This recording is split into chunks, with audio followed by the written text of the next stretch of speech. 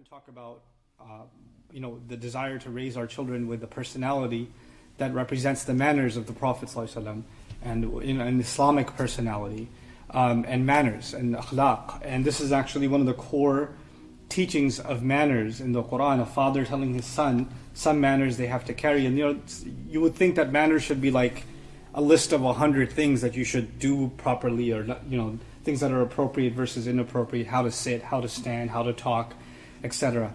And yes, you can be as granular and as specific about manners, but there are some principles, if a person internalizes them, it's kind of like learning mathematics. Once you learn how to multiply, then you can give the student any question, they can solve the problem because they know the principle behind it, right?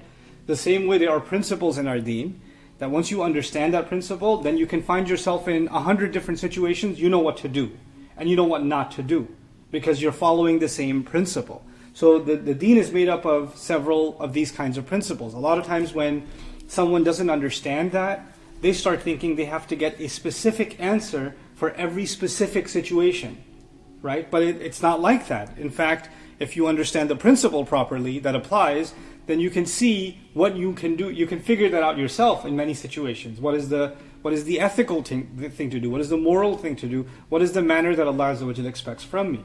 Now, what is the advice that he is giving his son? He says, وَلَا تُصَعِّرْ خَدَّكَ لِلنَّاسِ. Literally, it would mean don't turn your cheek or don't turn your neck so that your cheek shows because of people. So that's literally what it means. So that needs a little bit of an explanation. Sa'ad in Arabic was used for a sickness that happens to animals, like a camel. And when it happens to a camel, like how when a person sometimes when they get a stroke, they lose their nerve connections to some part of their face, and their face is like one side of their face is paralyzed. Or if somebody goes through a sickness and their head is turned slightly and it's permanently turned, right? So some animals, they had a certain sickness in the desert where the camel, its neck would stay slanted, or its head would be turned a certain way even if it's walking straight, right? And it's kind of a disability that it suffers from where its neck is turned.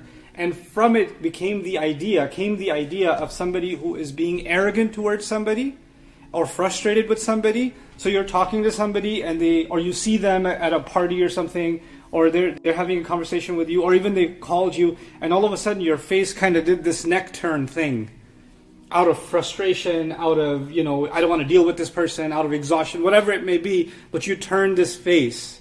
And so he says, don't turn your face and show your cheek because of people. So the linnas could be ta'liliya, like Ibn Ashur says, which means because of people. It can also be kind of just a straightforward jar, which would mean to people. Meaning don't show this to people.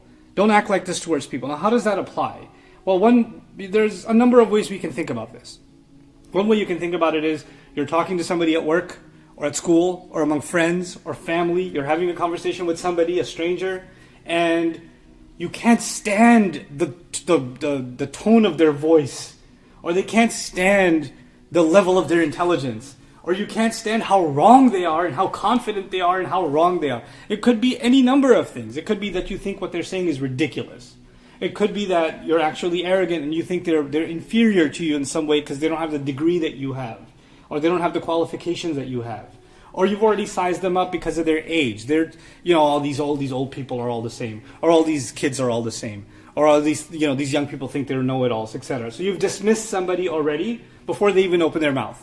And the moment they start saying something that challenges what you believe, or ask a question that you don't have the patience or tolerance for, you start your face starts kind of changing, and you let them know that you're not interested in even giving them time of day by the way that you turn your face away from them. Right? So you just لا تصعر خدك للناس is don't arrogantly, dismissively, and out of because they're too annoying to you, you don't want to deal with them. Don't do that to people. And it's interesting that the word people was used because sometimes you can do that to your own family. Sometimes you can do that to perfect strangers outside. You can find yourself in any situation where you have to check. I have to check myself if that's not what I'm doing. And it's also really interesting that generally you can think of this as don't show arrogance to people, or don't give people an attitude. That's really what this means, is don't give people an attitude, right? Nowadays you can even think of it as don't roll your eyes at people. Don't take deep, dramatic breaths at people. Don't whatever people. You know, don't send emojis of people with the eyes rolled up like whatever. You know, don't. That's all tusa'ir khaddaka linnas. Now it's all inclusive if you understand the principle. Why would somebody do such a thing? Because they just want to make someone feel insignificant or unworthy of the conversation, or you know, they want to make somebody feel small. And actually, one of the words for that in Arabic in the Quran is istighfaf. It's used for the Pharaoh and how he made the Israelites feel. He made them feel light, insignificant. So don't make someone feel insignificant by the way you dismiss them, or ignore them, or walk off from them, etc. So that's one bit of advice. And I mentioned, you know, social settings in which we can express that kind of frustration. But another situation where you can express that is you can have an opinion like that about an entire group of people, or an entire religion, or an entire school of thought, or an entire nation of people. Oh, all these Bangladeshis are all the same. All these Pakistanis are all the same. Oh man, all these Mexicans are all the same. All these Malaysians are all the same. All these this people, and you could do it for a race, and you could do it for a class of people. All these workers are all the same. All these business people are all the same. All these politicians are all the same. So you have categories of people. You can categorize people by the work they do. You can categorize people by their economic class. You can categorize people by race, religion. You know, you can categorize people by their education. And then you have a judgment, like a stereotype of each of those, right? And then you say, oh, all you people are like this, and all you people are like that. So the moment somebody even mentions those people, or they're having a conversation about those people, you're already, in regards to those people, don't even bring those guys up. And your cheek turns. Right? So don't be judgmental about entire groups of people. So nas can also be a kind of stereotyping that's being addressed in the ayah. Because that's very easy to do, because human beings like to, create simpler formulae inside their head so they can judge the world easily. Right? And moral formula is a good thing to have. But when you have a formula for judging people, like all Asians are like this, or all doctors are like this, or all police officers are like this, or all whoever is like this, you understand? That's an oversimplification. Well, all the ones I met are like that. One, you had a presupposition about all of them, and you were only looking to confirm your, predetermined bias. And two, that's a very huge population of people that it's just simpler for you to generalize and not think that every individual is different. Every case is different. Every man is different. Every woman is different. Every family is different. Everybody's history is different.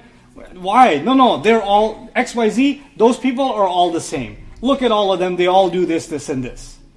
And when that mentality develops in a person, then that society is headed towards oppression. And let me tell you why. Because for a judge, think of a judge in a courtroom, right? A judge has a case. And in a case, for example, there's a divorce case or something. There's a case between a husband and a wife. And the husband did terrible things, for example, right? And then there's another case where another husband did some other terrible things. And another case where another husband did another terrible case. And this judge has gone through 10 cases where husbands did terrible things. And in the 11th case, before the case even starts, the judge can start to think, oh, here it goes again. And before he even looks at the evidence or who said what, in his mind or her mind, he's already determined that this person is going to be a liar or this person is going to be the criminal, no matter what comes out of their mouth. You understand? Because I've seen it all before. I've seen this already. So that's also a kind of turning your neck away from people and showing them your cheek. In other words, you're dismissing one group as all of them being worthy of the same blame. None of them are individual. I'm reminded of an example of that in the Quran that's pretty significant, and that is of the Pharaoh and the people who were under his army. We think of the Pharaoh and his army as one monolith, which means they're all the same. They're the bad guys. They're the bad guys that subjugated the Israelites. They're the ones Allah drowned, right? So it should be easy for us to say they're all bad.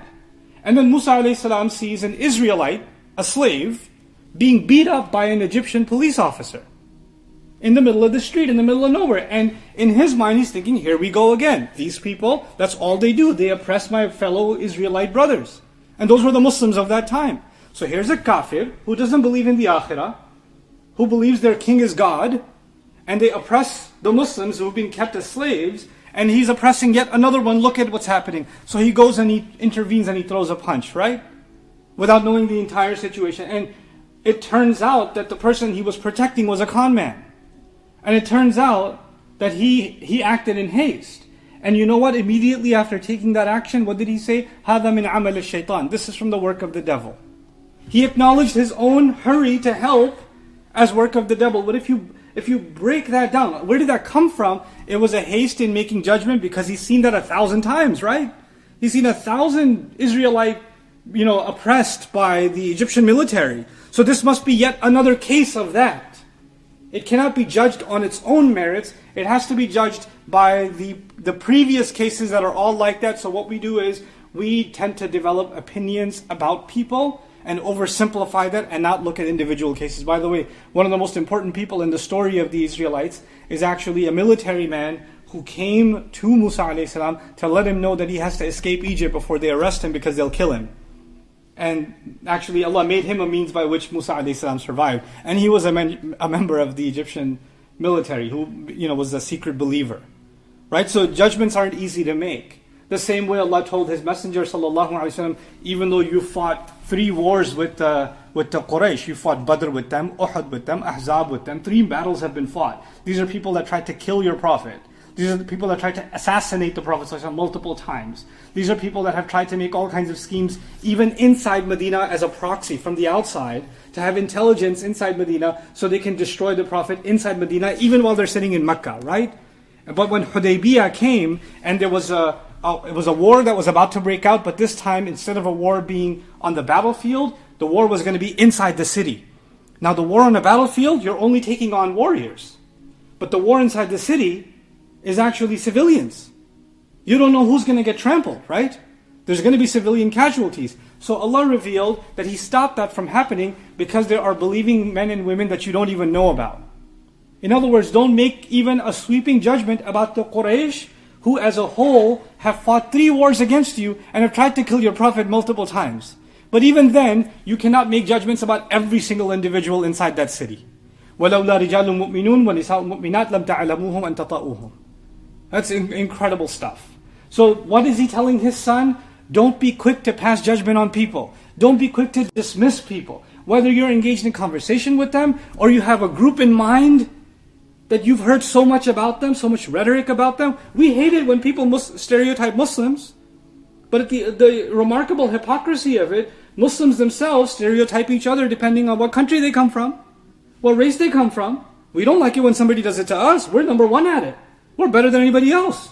What are you talking about? We don't like to be thought of as inferior citizens of any country. And yet there are people in Muslim countries, in our societies, who we think of as inferior because of the race they belong to or because of the economic class they belong to. So this advice that he's being given to a son, if every father on earth and every Muslim father on earth was giving every Muslim son on earth this advice, racism and classism and economic distinction and superior, the false sense of superiority and tribalism wouldn't exist in the ummah. So it's a small little advice that a father is giving his son, but if our sons were actually raised and our daughters were actually raised like this, the ummah would look very different than what it does now. And then on top, a step further than that, the ripple effect grows of just this phrase, لَا تُصَعِّرْ خَدَّكَ لِلنَّاسِ, is what I like to call social commentary. Right? Social commentary is, oh my God, did you see this news? This one teacher did this. Did you see this news? They did this. These people. I can't believe that. And you're always watching news and you're angry at some people. I can't believe these people. I can't believe those people. I got to comment about these people. And I got to, express my moral outrage at people X, Y, and Z. You're constantly angry at people. For right reason. I'm not even saying they're right or wrong. I'm not talking about that. But you need to find somebody to be upset with all the time.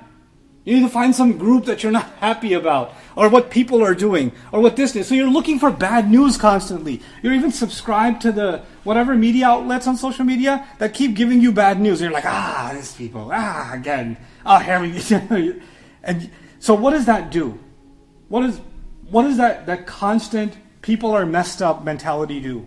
You know what it does? It creates a false sense of moral superiority. These people are messed up, I wish they were more like me. Why can't they mature themselves and reach the moral high ground that clearly I stand on, above the clouds? So everybody else should be like, you know what that is? That's the height of arrogance, isn't it?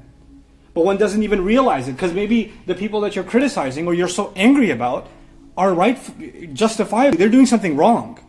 And it isn't something good. But you know what? If you look at this ayah, it's so beautiful. The Quran is so balanced. This ayah and the last ayah. The last ayah talked about, he told his son, encourage and stand by what is right. Remember that? Stand by what's right and stand against what's wrong. وَأْمُرْ بِالْمَعْرُوفِ وَانْهَى عَنِ الْمُنْكَرِ. Right?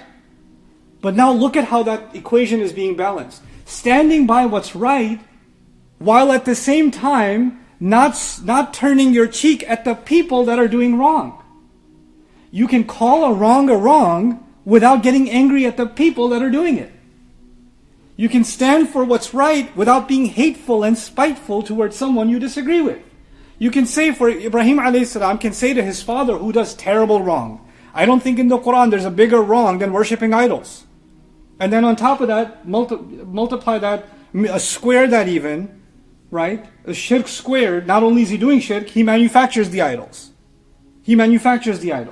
How does Ibrahim a.s. speak to his father? He's going to do nahi anil munkar. He's going to say, don't do this. But he's going to say, Ya abati, قَدْ جَاءَنِي مِنَ الْعِلْمِ مَا لَمْ يَأْتِكَ فَاتَّبِعْنِي أَهْدِكَ صِرَاطًا سَوِيًّا. My beloved father, knowledge has come to me that hasn't come to you. Man, he's correcting him. He's straightforward about correcting him, but he's still doing it lovingly. In other words, he's not, these mushrikeen, don't you know that you're going to burn in hell if you do this? And these people, all of them follow you, and this is تُصَعِّرْ خَدَّكَ لِلنَّاسِ. So don't confuse Amr bil Ma'ruf from the previous ayah and Nahi anil Munkar from the previous ayah, so that you use that as a disguise. They say I'm enjoining the good and forbidding the evil, but actually what you're just doing is turning your neck towards people, or because of people. In other words, you're just expressing frustration over people. Some people do this, some people do this, some people do this.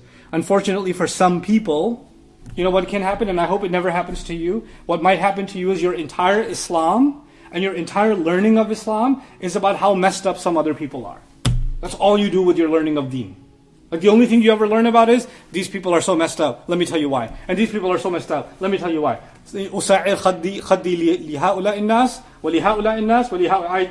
I turn my cheek from these people, then these people, then stand by what's right and stand against what's wrong. You don't have to comment on people.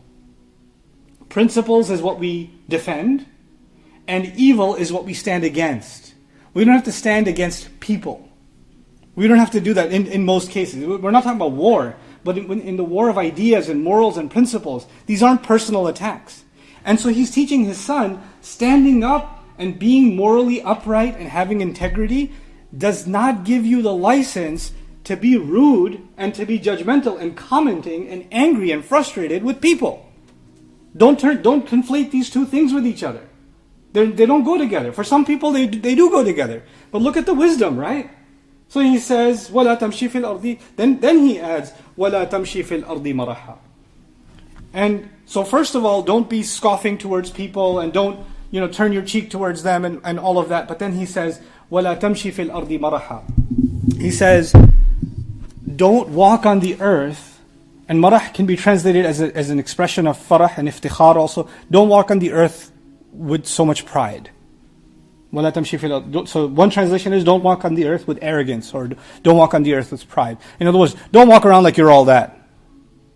Right? Don't walk around seeking attention. Don't walk around thinking, I'm reminded of a silly story, but we'll dig deeper into this expression because I think it deserves attention on its own.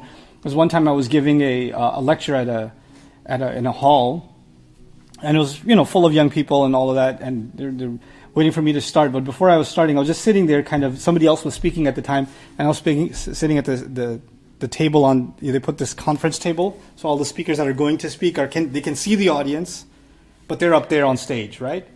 So I see this one young man walk in, and it was like nighttime, but he had sunglasses on, because he thought he looked cool in it, I guess.